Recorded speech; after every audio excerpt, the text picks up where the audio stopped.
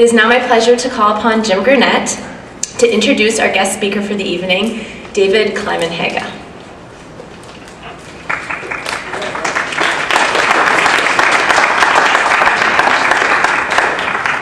The spirit of peace and of justice that's here because of the hearts of people like Prem and Paula that we're honoring is tremendous. But you know, in working for things like peace and justice, we need to be stimulated by lively ideas too. And so I'm delighted to be introducing David this evening and looking forward to what he's been preparing to share with us, because I know just a little bit about it, and I'm intrigued to hear some of the ideas that he's going to lay out in the next minutes.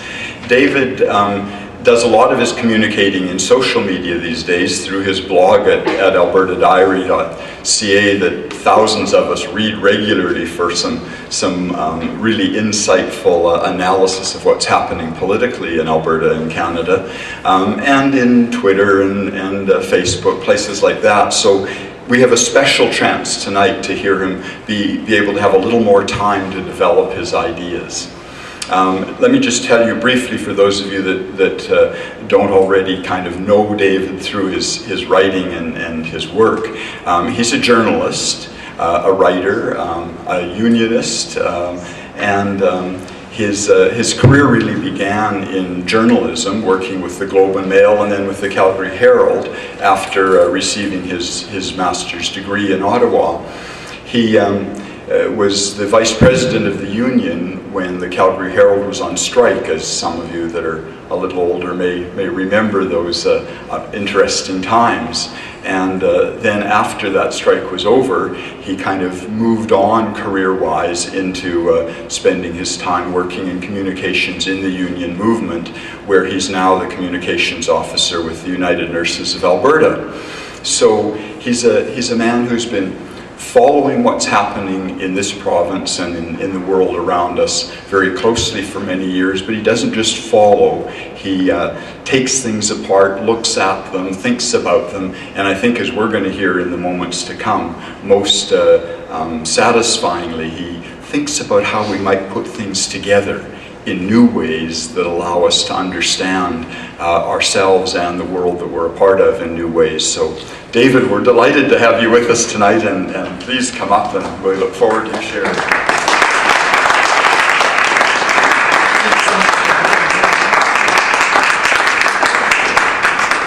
Thanks very much, guys. Over the years, I have written an awful lot of speeches for people that I work for.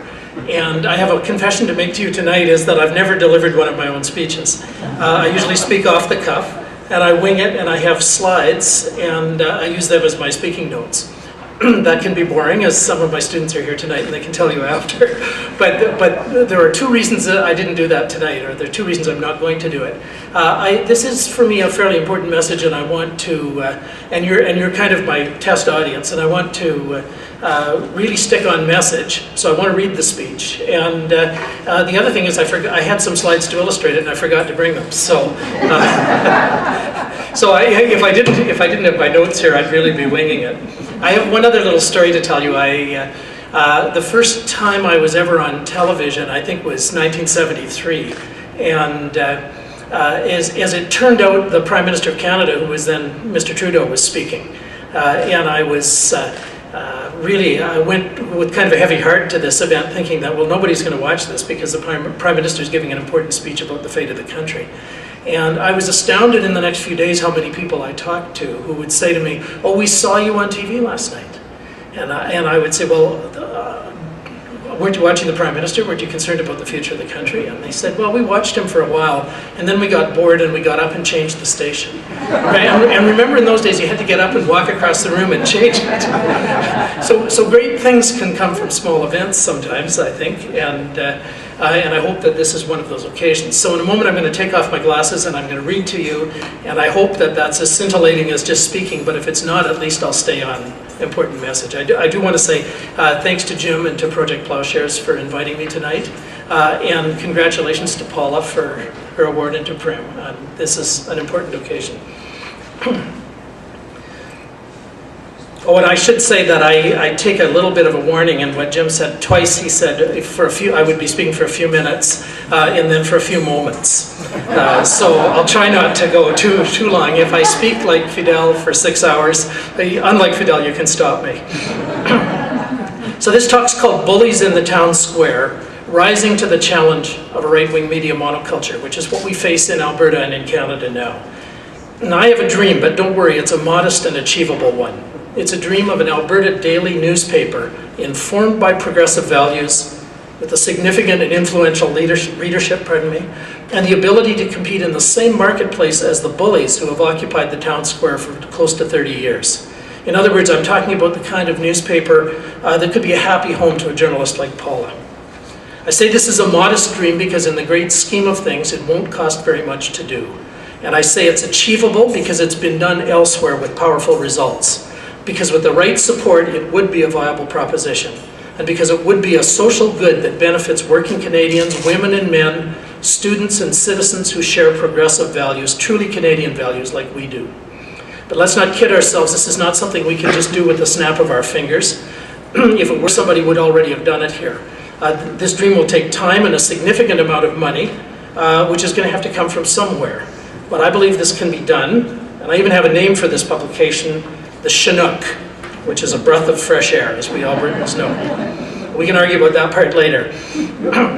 Now, you're going to have to forgive me for using the term newspaper. I'm an old newspaper hack. I loved working in print journalism, and I still believe in paper and ink, but I also recognize that those days are almost gone, and that this is a good thing, too.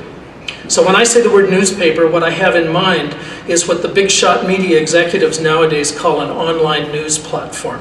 In other words, an online news site, updated daily, competing in the media marketplace with all those right-wing news sites, newspapers and broadcasters.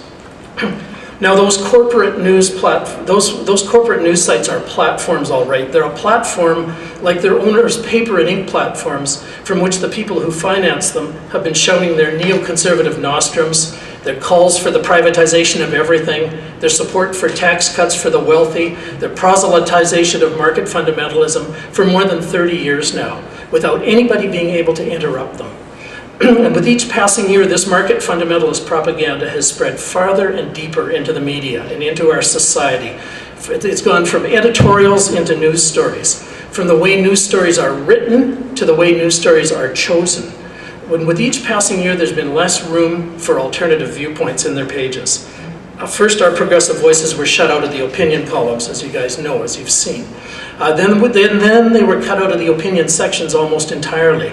And then they were made less important in the news columns. Indeed, the words fairness, accuracy, and balance in some places became code words for unfairness, inaccuracy, and imbalance. And then they were cut from hard news coverage. Have you ever wondered what happened to the labor beat? It became workplace coverage. In other words, the boss's views and nothing more. Then alternative views were cut out of the news columns altogether. Have you noticed lately how outright fabrications masquerading as research from places like the Fraser Institute and the Frontier Center are run without even an attempt to seek balance from anyone, or from anyone who disagrees? In fact, if you've been looking in the Edmonton Journal the last few days, there's a series on surgical suites in the United States that's running as if it were news, and these are nothing more than advertisements for an ideological view and for particular businesses that may or may not be sponsoring them. Nowadays, I also can't shake the feeling that a lot of our views are being cut out of the letters to the editor section too, if the publications even have letters sections. One of the ways this happens is that they'll have 200 letters that agree with us, with ordinary people, and 2 or 3 that take the other side, and they'll say, well, let's run 2 of each, and that's a good balance. Of course, you could argue sometimes that happens the other way in Alberta too, so maybe we benefit as much as we lose. Well, this has been going on. The people who have been encouraging this trend and benefiting from this trend and who have had their voices amplified by this trend have been whining constantly about the liberal media. Oh, please. Nor has this been happening just in newspapers, but all across the media spectrum, which is why I refer to what's been happening in the media as the work of the bullies in our town square. Because the media is supposed to be the town square of our democracy, where we can all gather and give voice to our views of what the future should be. Well, for 30 years, we've been being pushed out of the town square, and I would say to you for about the last 20 years, we've been pretty well shut out. And when we can speak, we're marginalized and we're shouted down. So the bullies have been in control, and they like it that way. Well, a funny thing happened on the way to a fake democracy in which citizens retained the right to vote, but only had one option of whom to vote for. As an aside, we know exactly what this looks like because that's what we're seeing right now, tonight, in the United States. So what happened was the internet. The important thing about the internet wasn't so much that it gave progressive citizens a place to speak their minds, although it did that, even if that place has tended to be a quiet little cul-de-sac where nobody goes. The important thing is that it laid waste to the business model for traditional media, not just newspapers, but the whole shebang. Like I said, I'm a newspaper guy, I'm a newspaper lover, so in one way this really makes me sad. But I have to tell you, I see this as a good news story because it's creating opportunities for our progressive voices to be heard, to be really heard for the first time in a couple of generations. So what's happening in the media business? And particularly what's happening with newspapers, which are still the most influential form of media, even if they're not the one with the most promising future. Well, because of the internet, their business model is in a shambles. I had a senior daily newspaper executive speak to a class I teach at the King's University College the other night, and she admitted that the readers are there, but the revenue is disappearing. And it sounded to me very much as if they don't know what to do about it. You don't have to have an MBA to understand why a lot of readers and no revenue isn't a sustainable model for a business. For more than a century, the whole newspaper business model has been based on two realities. One, you could charge a fortune for advertising, and no matter what else you did or how badly you did it, people would pay what you asked. They wouldn't even complain, they wouldn't talk back. And this was because other than the Yellow Pages, you were pretty much the only show in town when it came to cost-effective advertising. This was true of the classifieds, it was true of display advertising, those big ads on the real estate of the newspaper page, and it was sure as heck true of the careers section. As an aside, I must tell you that I personally have authorized payment of as much as $14,000 for a single careers ad in the Globe and Mail, run 3 times over a single week. So they were making big money from those things. As another aside, I would say to you that this situation resulted in a century of terrible management in the newspaper business because the bosses could do the wrong thing for the wrong reason and still make pots of money. And this is coming back to haunt them now. They're really paying for it. And they're being paid for it not in the way they're used to being paid. Because the first thing the internet took away was the classifieds. Before even Craigslist and Kijiji, the classifieds were the mainstay of newspaper profits. Right after that, the internet pretty well finished off. Pardon me, I missed a line here. Right after the classifieds were finished off, the internet pretty well finished off the careers section because that was another thing you could do well over the internet. And from an ad buyer's perspective, which is a lot of what I do now for unions, I have to say good riddance. Now the internet is going after display advertising. Interestingly, it's not doing it with cheaper or more effective online display ads, although you do see those, but with something completely different, effective one-liner ads in places like Google and Facebook. You've all seen those little ads when you're on Facebook. Which is why media executives complain their newspapers and their news sites have plenty of readers, but there's no way to make money off them, at least the kind of money they're used to making. So how bad is it? Well, media companies aren't saying any more than they have to, of course. They're mostly publicly traded companies after all, and they'd really like you to invest in their shares and to believe their sales pitches. But it's generally understood that even if you can sell an ad on the internet, it only brings in about 1/10 of what an ad in the newspaper fetches. So advertising revenues are, if they're not in free fall, they're pretty close to it. I apologize for not having Canadian figures. American figures are easier to come by, but in the United States, newspapers sold $49 billion US worth of ads in 2005. Last year, they sold $24 billion. That's less than half. So that's an industry that's on shaky ground, and that's just the start, because the print side of the newspaper business is still the most profitable side. Newspapers' audience share is down more than 40% in the US in roughly the same period. And all these trends are similar in Canada. In fact, audience share for all traditional media is way down. Newspapers are just being hit the hardest. Audience share for mobile devices is a little different, of course. Last year it was up about 433%. So that maybe that is where the money is, but you can't realize as much money from those things. The percentage of Americans who read a newspaper, well, it was 41% in 2002. It's 23% this year. Plus, they're all old. And that's the hard news is when you look at those numbers, the older you get, the more likely you are to read a newspaper. The other reality of the media business generally, TV, radio, and newspapers, is that it used to cost a fortune to get into it. The price of admission of having a daily newspaper was always the press. And in constant dollars, the cost of a press here in Edmonton is about $10 million for a modern press suitable for printing a daily newspaper. So that kind of kept the amateurs out of the business. And that's why we used to joke, there's freedom of the press for those who can afford one. Well, back when newspapers seemed like a viable business, that factor alone put them on a fast train towards monopoly and concentration of ownership. North American communities, even small ones, used to have lots of daily newspapers. But in the 1970s, they started being bought up and amalgamated.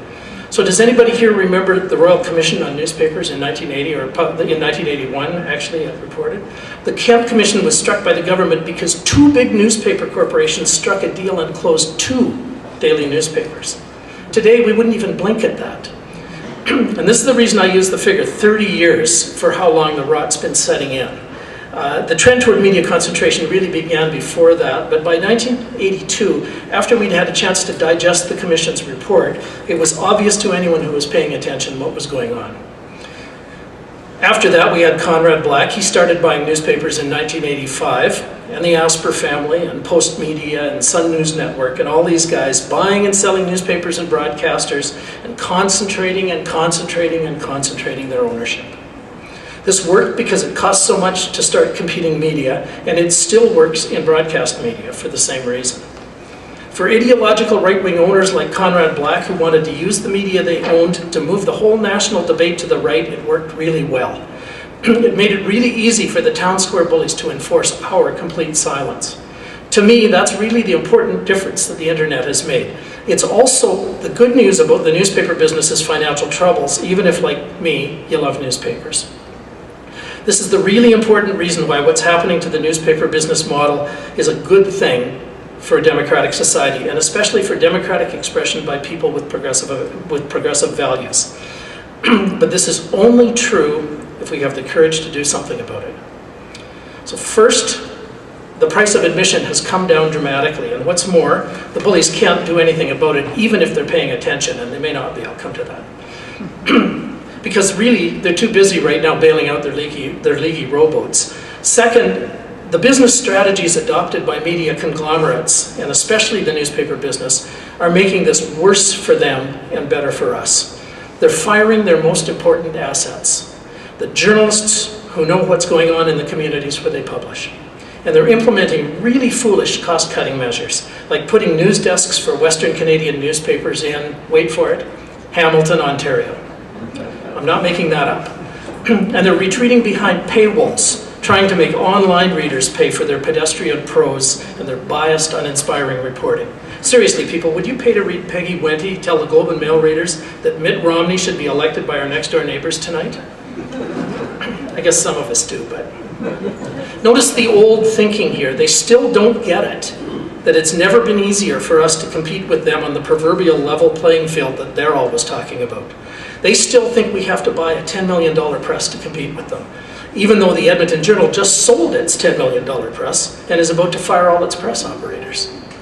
Well, bad news for them. When it comes to hardware, all we have to buy now is a few Apple computers. Of course, we also need to find some talented journalists who share our values, and we need to treat them with respect. But that shouldn't be too hard. That shouldn't be as hard as it once was, since the Journal and the Calgary Herald, between them, have just laid off about 60 good journalists in the last 60 days. So that's what's happening to the business, and double that in the last couple of years as they struggle to find a revenue model that works. When you add the press workers in, by the way, the Journal will have eliminated 100 workers' jobs this winter, approximately speaking. What I say to you, this may ensure their survival, but for a couple more years. But it's not going to save them when their parent company has $4 billion in debt. And a lot of that is to foreign investors who don't really give a hang about Canada or Canadians. investors whose only mantra when they talk to the people who are running those local operations is cut, cut, cut. What's next? Real estate signs in front of the Journal's landmark building over here? Don't bet against that. Is any of this cost cutting going to make a better product for them, or for readers, or for advertisers? Is it going to attract more readers? I don't think so.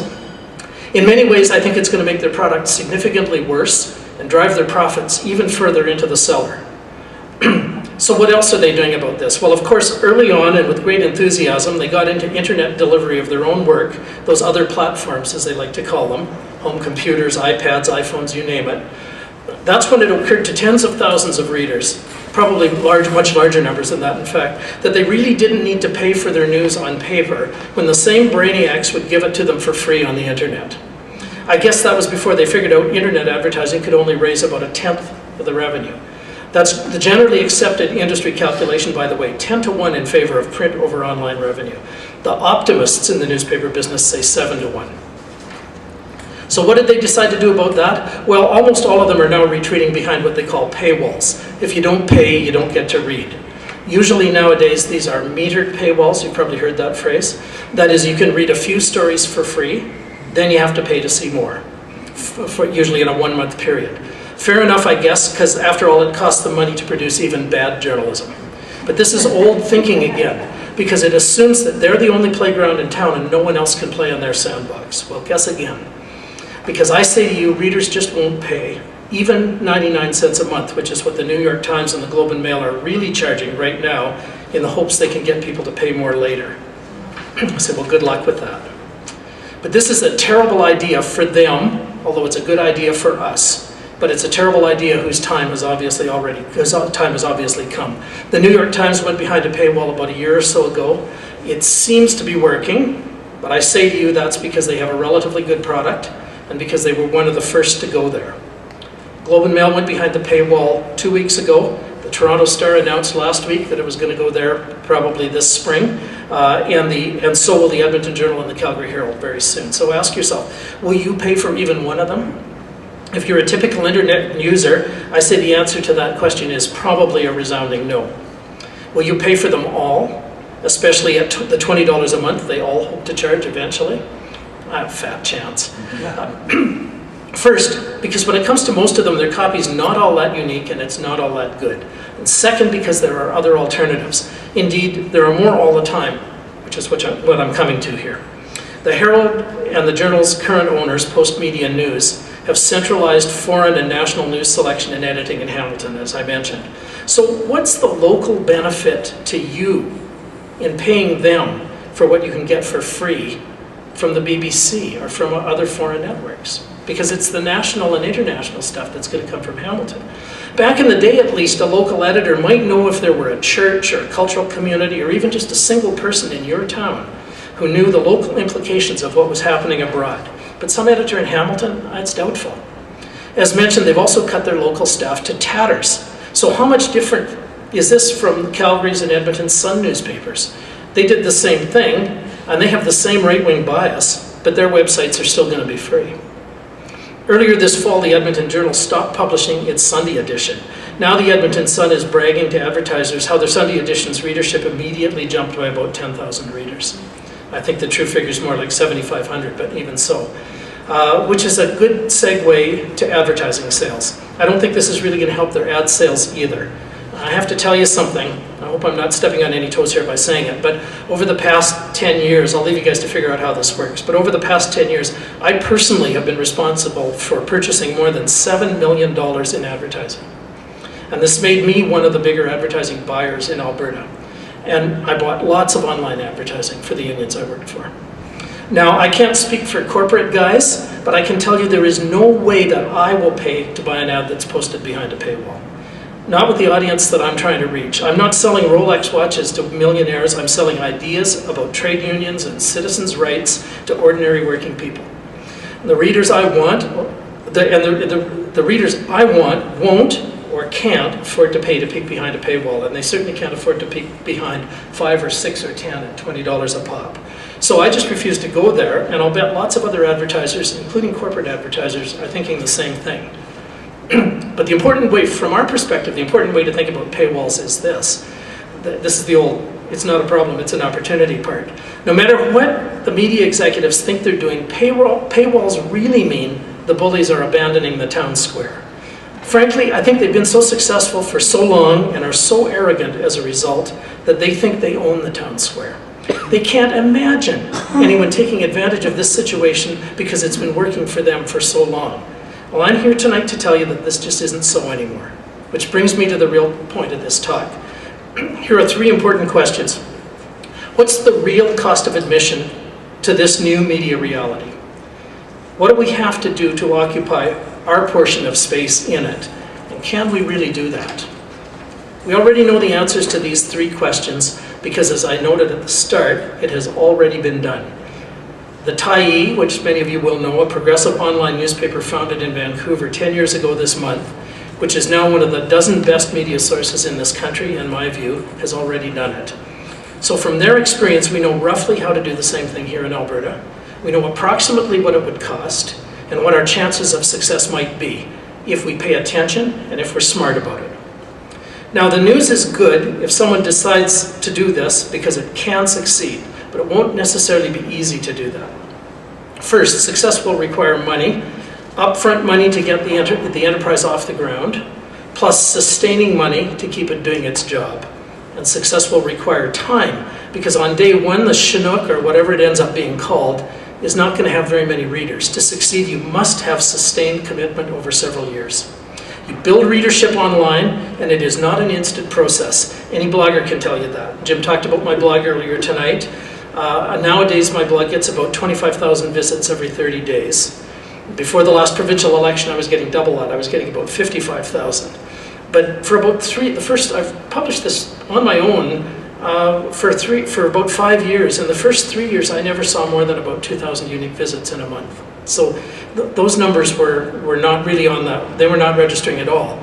So it took persistence for me to get to a place that would be entirely unsatisfactory for an enterprise like the Chinook, just too small.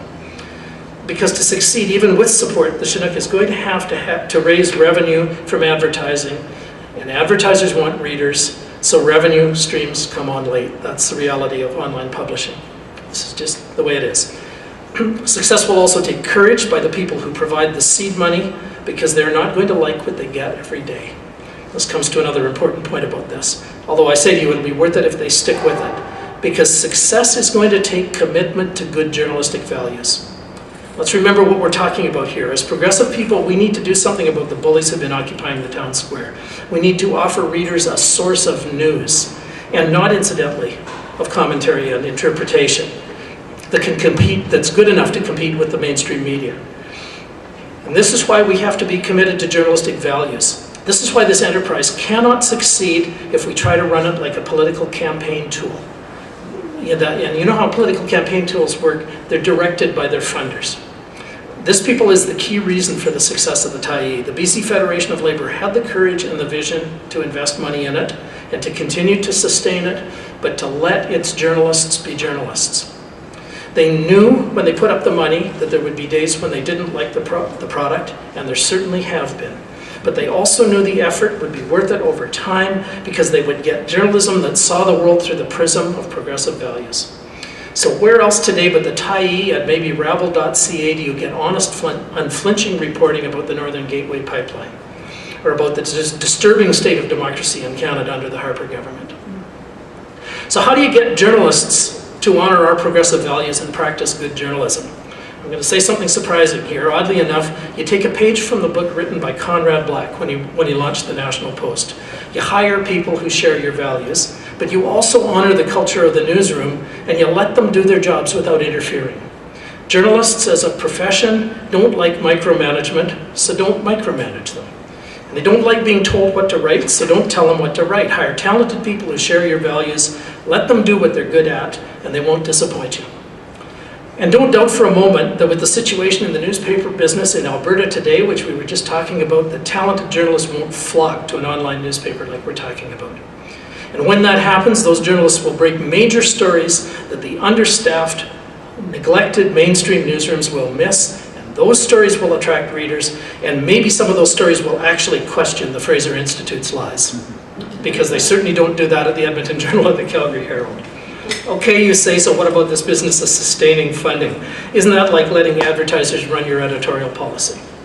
I say no if the funders have the courage to let journalists be journalists and the knowledge that real benefits will flow from that.